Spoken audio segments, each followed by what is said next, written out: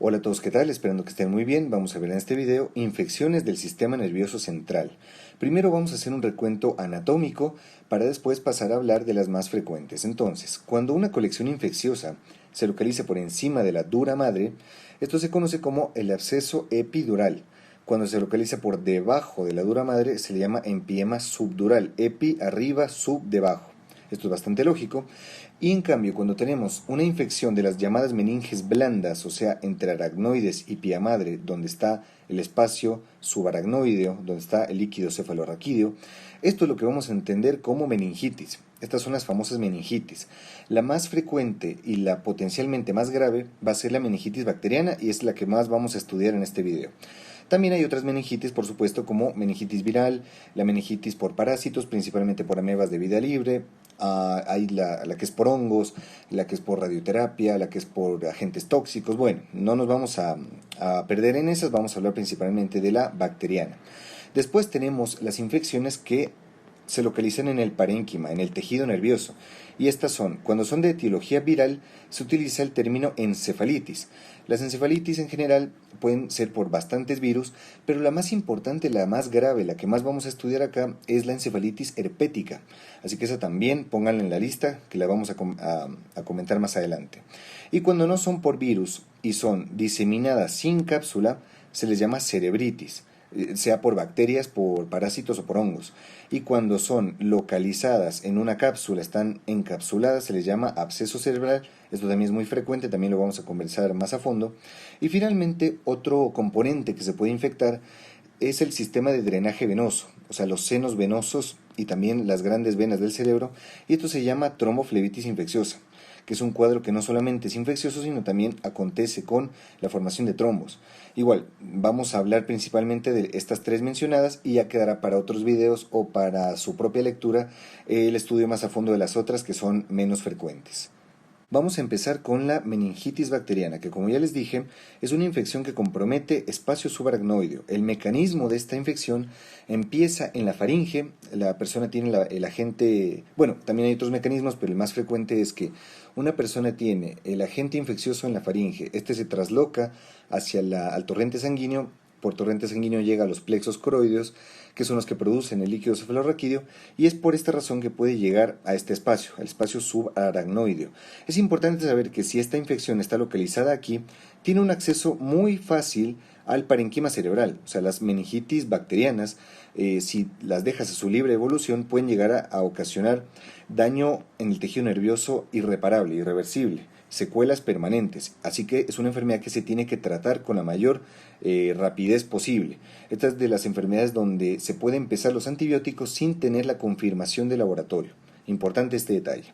También importante saber que si las bacterias están en el líquido cefalorraquídeo de la cabeza, también van a estar en el espacio subaracnoideo de la columna. Entonces, el método diagnóstico de elección, el confirmatorio de esta enfermedad va a ser la punción lumbar, porque si obtenemos una muestra de líquido de aquí, es el mismo líquido de aquí arriba. Entonces, aquí podremos demostrar la presencia de estas bacterias y llegar al diagnóstico. Esto como una reseña anatómica. Ahora, como les dije, esta es una infección potencialmente muy grave. Como puede dañar el tejido nervioso rápidamente, es necesario conocer la epidemiología de sus agentes infecciosos para poder hacer un tratamiento empírico rápido sin esperar a la confirmación del laboratorio. Entonces, aquí les dejo estos dos cuadros que son muy importantes de los agentes más frecuentes según edad y situaciones. Según edad tenemos que en los menores de 3 meses los agentes más frecuentes van a ser el Streptococcus agalactiae por vía del parto o el E. coli K1 de la cepa K1. También señalar que en los extremos de la vida, muy jóvenes o pasados los 55 años, nos encontramos con la listeria monocitógenes, que es bacilo gram positivo que afecta a inmunocomprometidos. Y bueno, la edad también puede considerarse un deterioro del sistema inmune, así que en estas situaciones donde hay listeria tendremos que cubrir con ampicilina. Ampicilina es el antibiótico de elección de listeria. Después tenemos que el resto de edades son un poquito más solapables. Tenemos 3 agentes principales que son Neisseria meningitidis o meningococo, Haemophilus influenzae, cocobacilo gran negativo, y el neumococo. Neumococo en términos generales, en términos absolutos, es el más frecuente de todos, pero siempre se tienen que tener en cuenta estas otras posibilidades. Y ahora, según situaciones independientes de la edad, tenemos que situaciones que inmunodepriman, como el embarazo, puerperio, mayores de 60 años, alcoholismo, inmunodeficiencias en general, hay que cubrir para la listeria. O sea, estas situaciones tenemos que empezar a dar ampicilina más otros antibióticos según la circunstancia. También, situaciones donde haya una apertura del cráneo, ya sea por trauma de cráneo o neurocirugía, podrían comunicar el espacio, el ambiente, con el espacio intracraneal. Entonces aquí tenemos que cubrir para pseudomonas, si es que esto acontece en un hospital, o para Staphylococcus aureus, que este se puede encontrar en el ambiente o también se lo puede encontrar en el ambiente hospitalario. Entonces aquí habría que cubrir con estos antibióticos. En situaciones de derivación de líquido cefalorraquídeo es frecuente la infección por Staphylococcus epidermidis. En fracturas de la base del cráneo o fístulas es frecuente encontrar encapsulados. En situaciones de endocarditis, cuando es que el foco viene por un foco embolígeno, es decir, el corazón está infectado y a partir de ahí viajan las bacterias por vía sanguínea, ahí estaría el agente más frecuentemente involucrado, sería el Staphylococcus aureus. Así que aquí el tratamiento tendría que incluir un agente contra este. En situaciones de déficit del complemento, ya sea farmacológica, congénita, principalmente del complejo de ataque de membrana, es decir, déficit de C5 a C9, estaría más favorecida la infección por Neisseria meningitidis. Las neiserias en general afectan más cuando hay déficit del complemento.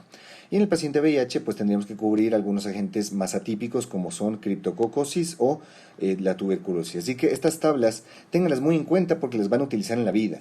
Según la situación o la edad van a elegir mejor el antibiótico para evitar las secuelas neurológicas. En cuanto a cuadro clínico, es importante recordar la triada de la meningitis, que es fiebre, cefalea, rigidez de nuca. Estas tres ya nos justifican sospechar la enfermedad y empezar tratamiento antibiótico. Además de esto tenemos los signos de irritación meningea.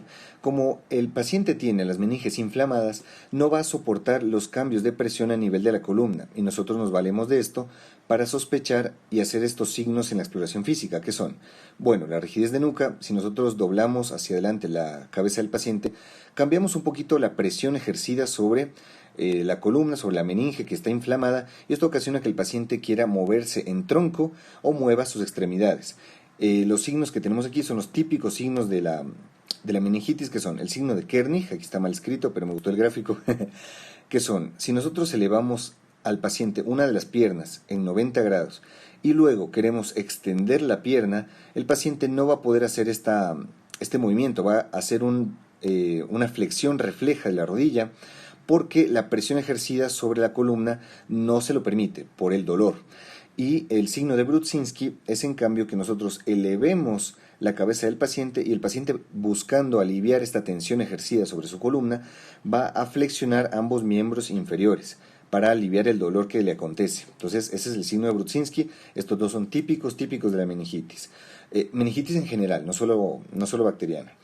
Y bueno, cuando las bacterias logran atravesar las meninges y comprometer el parénquima cerebral, podemos encontrar otros signos como son la focalidad neurológica, es decir, afectación de una parte en concreto. Por ejemplo, si es que la infección se va al área precentral izquierda, tendremos una hemiparesia derecha y bueno, dependiendo del área, también puede haber confusión, también puede haber convulsiones, puede haber ciertas consecuencias de daño cerebral irreparable. La más frecuente es la hipoacusia. La alteración de la audición es lo más frecuente, sobre todo en niños. También puede haber daño cerebral permanente, y esta cicatriz cerebral puede ocasionar un foco epileptógeno y causar epilepsia, como ya sabemos, la epilepsia a largo plazo. Y cuando hablamos específicamente del meningococo, este puede diseminarse por todo el cuerpo y generar un exantema diseminado y el llamado síndrome de Waterhouse-Friderichsen, que es el compromiso de la glándula suprarrenal, la insuficiencia suprarrenal.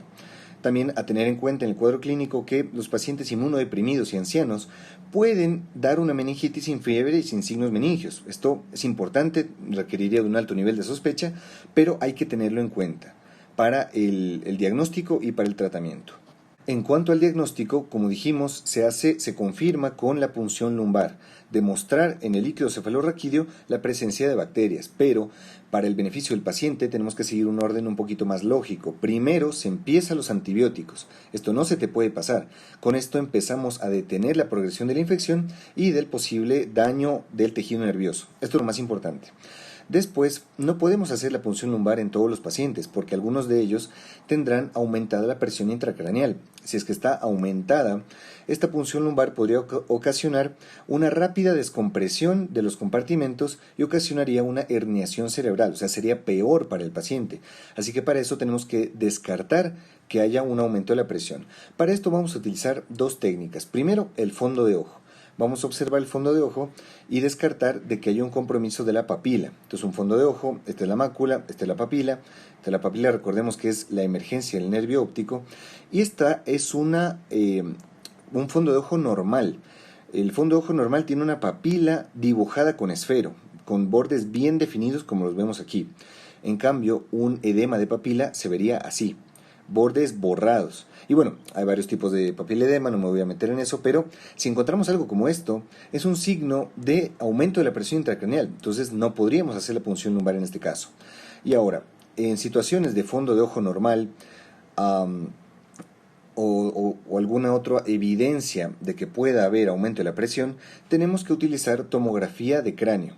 La tomografía de cráneo nos puede orientar a ver si es que hay alguna lesión ocupante de espacio. Si es que ocupa espacio, entonces aumenta la presión, o si es que hay un edema cerebral difuso. Ambas situaciones aumentarían la presión intracraneal. Los criterios para pedir tomografía de cráneo en el contexto de una meningitis serían encontrar un fondo de ojo alterado como este, bajo nivel de conciencia. Recordemos que si la conciencia se compromete es o porque está dañado el sistema reticular ascendente o por compromiso difuso de los dos hemisferios. Entonces en este caso sería muy predictivo, no podríamos hacer entonces la punción lumbar. Tenemos que primero tomografía, focalidad neurológica, porque esto sería un hallazgo de que posiblemente hay una lesión ocupante de espacio. Las convulsiones lo mismo, porque las convulsiones empiezan desde un foco. O si es que se presenta un foco infeccioso parameningio. Cualquiera de estas situaciones tendríamos que hacer una tomografía. Si la tomografía resulta normal, ahí podemos hacer la punción lumbar. Si es que resulta alterada, sino edema cerebral difuso o una lesión ocupante de espacio, no podemos hacer la punción lumbar y en este caso tenemos que solo hacer el tratamiento antibiótico y esperar evolución. Ahora, si es que sí podemos hacer la punción lumbar, esta nos puede arrojar tres tipos de patrones que tenemos que conocer. El análisis del líquido cefalorraquídeo, ya le hice un video aparte, si lo quieren revisar, a manera muy resumida tenemos estos tres patrones que son: la meningitis aguda bacteriana se manifiesta como un aumento de la celularidad a expensa de polimorfonucleares, con descenso de la glucosa, proteínas elevadas, y por lo general, o sea, esto no se repite siempre, pero va a haber hallazgos positivos en la tinción Gram, ya sea Gram positivos o Gram negativos. Estas serán las bacterias típicas que ya mencionamos. Otros posibles hallazgos que podemos encontrar, otros patrones, son la llamada meningitis linfocítica, que es la meningitis con aumento de linfocitos, o sea, monomorfonucleares, con glucosa, proteínas normales. Esto sería más diciente de una meningitis de tipo viral. Y finalmente las llamadas meningitis subagudas o crónicas son aquellas que cuentan con una elevadísima cantidad de linfocitos, elevadísima cantidad de proteínas y glucosa muy disminuida. Esto es un patrón más típico de causas raras de meningitis, como lo son la tuberculosis. Esta sería la más frecuente de este grupo, la criptococosis en el paciente VIH, la carcinomatosis meningia, la brucela y el treponema pálido. Como ves, son causas un poco más raras que las tienes que tener en cuenta para hacer el diagnóstico diferencial. Y finalmente el tratamiento, que como dijimos, se empieza con el tratamiento según el perfil del paciente. Si es que es de recién nacido a 3 meses, es de elección la ampicilina, que cubre listeria, y la cefotaxima, que cubre encapsulados, Agalactiae y E. coli K1. Importante no confundirse: en el recién nacido la sepsis bacteriana se parece bastante y la sepsis se trata con ampicilina gentamicina, pero la gentamicina no atraviesa bien la barrera hematoencefálica. Entonces, si es que se sospecha que el recién nacido puede tener meningitis, siempre se tiene que asociar la cefalosporina de tercera generación. Después, en el grupo de 3 meses a 55 años, ya dijimos neumococo, Haemophilus meningococo, tenemos que cubrir vancomicina, más cefotaxima ceftriaxona. Todos estos cuadros se cubren con cefalosporinas mejor que penicilina porque ya en nuestros tiempos ya son muy elevados los índices de resistencia a penicilina. Por eso es preferible utilizar cefalosporina de tercera generación. En situaciones de riesgo de listeria, vamos a añadirle a lo mismo que ya pusimos aquí arriba, la ampicilina. Ya dijimos ampicilina para listeria, mayores de 55, alcoholismo o patologías debilitantes. Y finalmente, aquellas situaciones de riesgo para estafilococo o pseudomonas, que son infección nosocomial, trauma de cráneo, neurocirugía o inmunodeprimidos en general, se tiene que añadir la ampicilina para listeria, la ceftazidima cefepime, que es de cuarta generación, o meropenem para para pseudomonas, y la vancomicina para el Staphylococcus aureus. Entonces, estos serían los esquemas de tratamiento empírico. Por supuesto que estos pueden cambiar según los resultados de antibiograma, pero esto sería con lo que arrancamos el tratamiento. Además del tratamiento antibiótico, también se recomienda el tratamiento con corticoides en algunos pacientes, principalmente pacientes que tengan infección por neumococo o hemófilos. ¿Por qué? Porque si bien los corticoides podrían inmunodeprimir un poco, también tienen un efecto muy beneficioso al disminuir el edema cerebral. Con esto mejoran la perfusión, con esto disminuyen la mortalidad, las complicaciones. Entonces se recomienda que junto con la primera dosis de antibiótico, o sea, lo primero que hacemos, sea dar corticoides. La mejor es la dexametasona, porque es la que mejor atraviesa la barrera hematoencefálica, 10 miligramos cada 6 horas por 4 días. Sería lo que se dé en estas dos situaciones, neumococo a hemófilos. Si se demuestra después que son otros agentes, se suspende este tratamiento, ya que todavía no está muy estudiado, todavía hay bastante consenso de el beneficio en infección por meningococo u otros agentes, pero mientras sean estos dos, se recomienda utilizar esta pauta de corticoides para mejorar, disminuir mortalidad y complicaciones.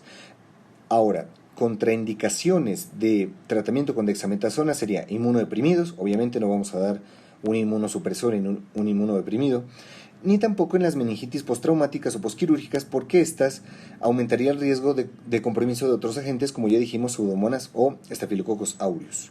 Y finalmente, se recomienda dar profilaxis antibiótica a personas que no tengan meningitis ni síntomas, pero que sí hayan tenido contacto con secreciones orofaringeas del paciente, ya que de ahí empezó la infección. El paciente con meningitis tiene ese meningococo grupo C o ese hemófilus grupo B, o bueno, en su orofaringe, en sus secreciones. Entonces, aquellos que hayan podido tener contacto con estas tienen que ser tratados con profilaxis antibiótica.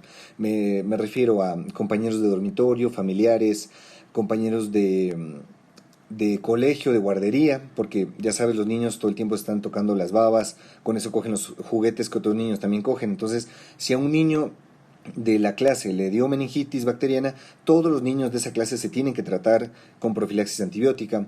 También el personal de la salud, si dio respiración boca a boca o tuvo contacto con secreciones al momento de hacer alguna intubación o de aspiración de secreción, bueno, o sea, esas situaciones se tienen que tratar con ceftriaxona intramuscular, una dosis. También hay el esquema de rifampicina oral 2 días, calculado al peso. También hay otros esquemas de levofloxacino o de minoxiclina, pero bueno, esto sería lo más utilizado. Y también otra forma de prevenir la meningitis bacteriana sería la vacunación para meningococo serogrupo C. Esto no se hace en todos los lugares, no se financia en todos los sistemas de salud. Y para el hemófilus tipo B. Entonces esta sería, con esto ya habríamos visto todo lo que es meningitis bacteriana. Después tenemos las infecciones virales. Académicamente y prácticamente es mejor clasificarlas en dos grandes grupos: meningitis virales y encefalitis virales. Las meningitis virales, siempre y cuando no sean por el virus herpes simple, estas pueden ser por principalmente enterovirus como el ecovirus, Coxsackie, también por arbovirus, por virus varicela zoster, bueno, en fin, siempre y cuando no sean por herpes virus. Son meningitis de cuadro más leve, que no dejan secuelas a largo plazo, prácticamente no tienen mortalidad, son autorresolutivas, tratamiento sintomático, son más leves. En cambio, las encefalitis y también meningitis por herpes son cuadros más graves, con secuelas a largo plazo, elevada mortalidad, el tratamiento tiene que ser más inmediato, así que estas las vamos a estudiar con mayor detenimiento. Así que, encefalitis herpética. La encefalitis herpética, como el nombre lo dice, está ocasionada por virus herpes simple tipo 1 y se ha demostrado recientemente que hay pacientes que están predispuestos a la infección por este virus, que son aquellos que tienen alteraciones en el TLR3. Este es el receptor tipo TOL3 de la inmunidad innata. Parece ser que estos estarían debilitados de manera innata a las infecciones por este virus. ¿Cuál es la triada clínica típica de la encefalitis herpética? Cefalea, fiebre, alteración de nivel de conciencia. Recordemos, la meningitis era lo mismo, pero con rigidez de nuca. Aquí le cambiamos alteración del nivel de conciencia. Esta triada únicamente ya sería justificado para sospechar esta enfermedad. También puede acompañarse de convulsiones o focalidad, principalmente focalidad del lóbulo temporal. Podríamos señalar que el lóbulo preferido de este agente infeccioso sería el temporal. Importante conocer este detalle. El diagnóstico se realiza, como dijimos, la sospecha clínica. En los estudios de imagen y en tomografía de resonancia se pueden encontrar hipodensidades. Por ejemplo, mira esta placa que les traje. Es una hipodensidad difusa del lóbulo temporal. Puede ser unilateral o puede ser bilateral. En este caso sería unilateral. Es muy compatible junto con el cuadro clínico de una encefalitis herpética. También encontraríamos alteraciones en el electroencefalograma, principalmente en el lóbulo temporal. Líquido cefalorraquídeo, encontraríamos un patrón linfocítico, o sea, aumento de linfocitos con proteínas y glucosa normales. Hasta en un 20% de pacientes podríamos encontrar hematíes, o sea, glóbulos rojos. Esto nos podría confundir un poquito con punción traumática o con hemorragia subaracnoidea, pero bueno, todo se tiene que compartir, compaginar con el cuadro clínico. Y finalmente, el diagnóstico definitivo se hace demostrando la presencia del ADN de virus herpes en líquido cefalorraquídeo. Esto se hace mediante reacción en cadena de la polimerasa. Pero bueno, aquí pasa algo muy parecido que con la meningitis bacteriana. No nos vamos a esperar hasta tener el PCR para empezar el tratamiento, ya que las consecuencias son letales. Así que en estos pacientes empezaremos el tratamiento rápido. Se haría con aciclovir dosis altas. Aciclovir, recordemos que es un antiviral, 15 a 30 miligramos kilo día, en 3 dosis divididas, para después pasar a una pauta oral de 800 vía oral cada 5 o 6 veces repartido en el día, y que además recordar que el aciclovir es nefrotóxico, así que para evitar esto se recomienda junto con el antibiótico hacer sueroterapia para forzar la diuresis y favorecer el aclaramiento del fármaco. Esto como un detalle importante a tener en cuenta. Y también recordar que si la meningitis no es por este virus, sino es por otros virus, como ya los mencionamos, el tratamiento será sintomático. Será analgésicos, antipiréticos y antieméticos. Ahora, importante, las complicaciones, dijimos, encefalitis herpética es rápida, se complica, tiene elevada mortalidad, deja secuelas neurológicas permanentes. Y también una que es importante tenerla en cuenta es la llamada encefalitis autoinmune. Esta acontece varias semanas después del cuadro clínico, varias semanas de que ya se resolvió. Y esta ocurre tal vez por una respuesta desmedida del sistema inmune contra el virus herpes. Este termina formando anticuerpos anti-N-metil de aspartato que afectan varias vías de conducción del parénquima y dan un cuadro clínico muy variado. Puede principalmente por cuadros psiquiátricos, alucinaciones, psicosis, convulsiones, también hay movimientos anormales, discinesias principalmente, y trastornos autonómicos o vegetativos. Es un cuadro muy marcado en el cual siempre habría que tener el antecedente de la encefalitis herpética. Y finalmente vamos a pasar a hablar del absceso cerebral. Como dijimos, es una infección purulenta contenida en una cápsula. Si se los muestro en una imagen sería de esta manera.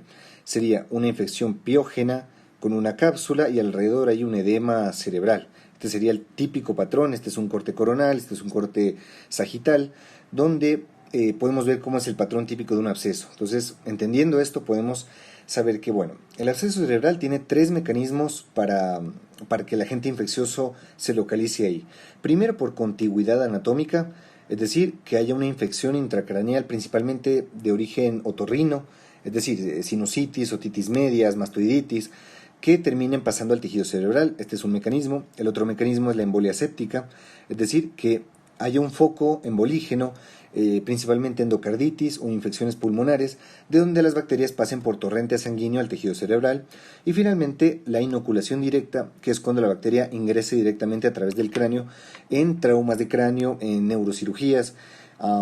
Esto es importante, saberse el mecanismo o al menos sospecharlo es importante porque según nos vamos a orientar a un mejor tratamiento antibiótico, igual, con la intención de disminuir las consecuencias a largo plazo.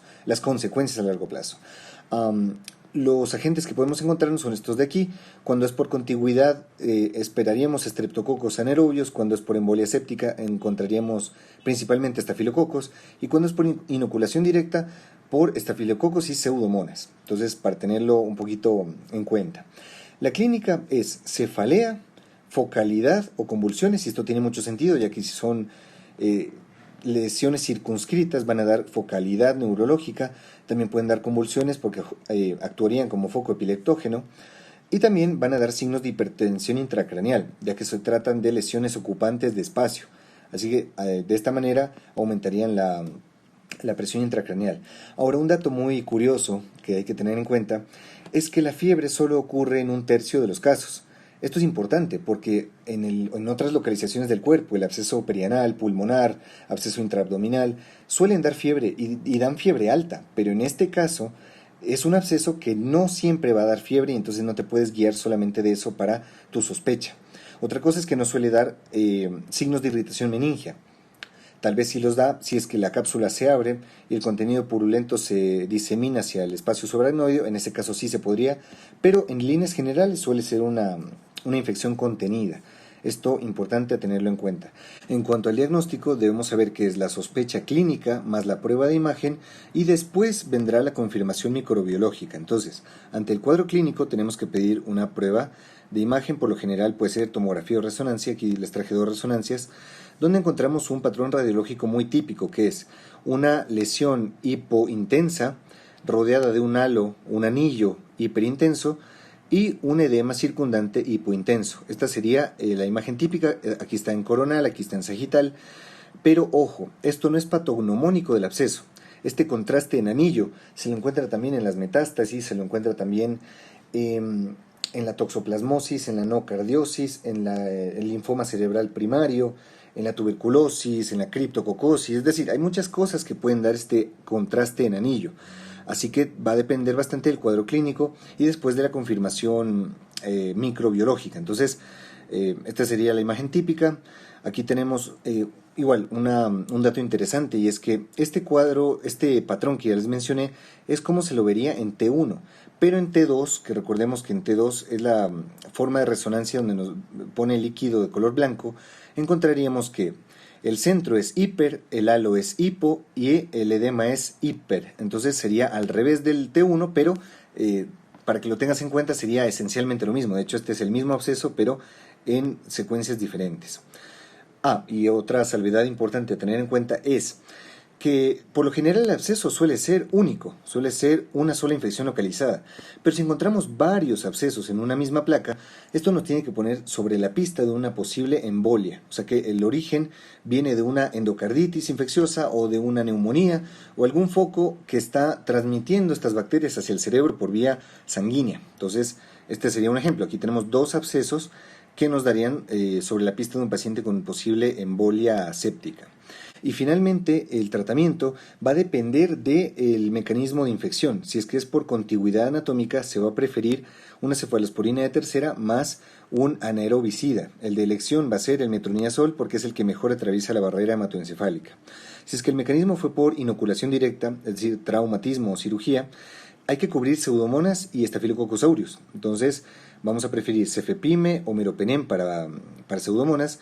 Y para Staphylococcus aureus siempre se utilizaba la vancomicina, pero se prefiere hoy por hoy el linezolid, porque el linezolid atraviesa mejor la barrera y también tiene un mayor volumen de distribución, es decir, que llega más fácil a los tejidos. Entonces, este tiene una mayor acción antibiótica en este caso.